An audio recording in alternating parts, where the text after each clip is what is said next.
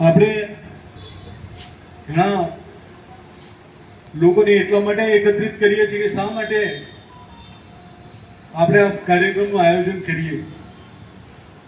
આપણે જાણીએ છીએ કે જ્યાંથી આપણા દેશમાં 2014 થી 2026 સુધી આપણા દેશના યશસ્વી પ્રધાન સેવક એવા આદરણીય શ્રી નરેન્દ્રભાઈ મોદીજી દ્વારા આખા દેશને જે રીતે વિકાસના પંથે લઈ ગયા, આપણે એમ કહેવાય છે કે ન્યૂ ઇન્ડિયાની કલ્પના જે આપણે કરતા હોય છે એ ન્યૂ ઇન્ડિયા આપણને દેખાઈ રહ્યું છે।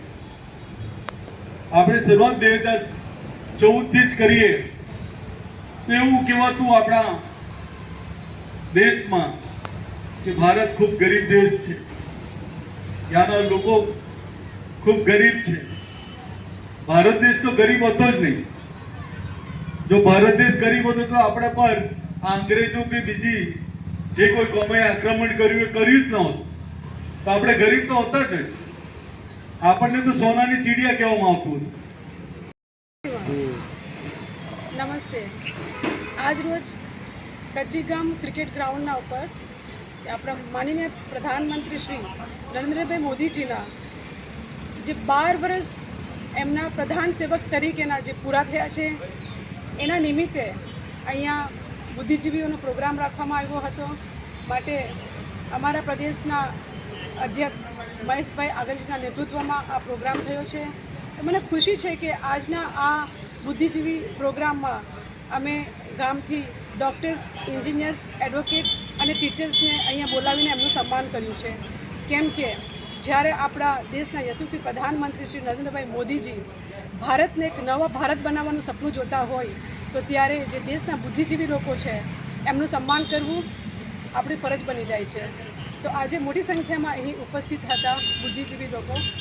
મેં આગળ કીધું તેમ ડૉક્ટર્સ, એન્જિનિયર્સ, એડવોકેટ, ટીચર્સ જે દેશના વિકાસમાં અને દેશની ગતિ આગળ વધે એના માટે એમનો ખૂબ મોટો ફાળો હોય છે।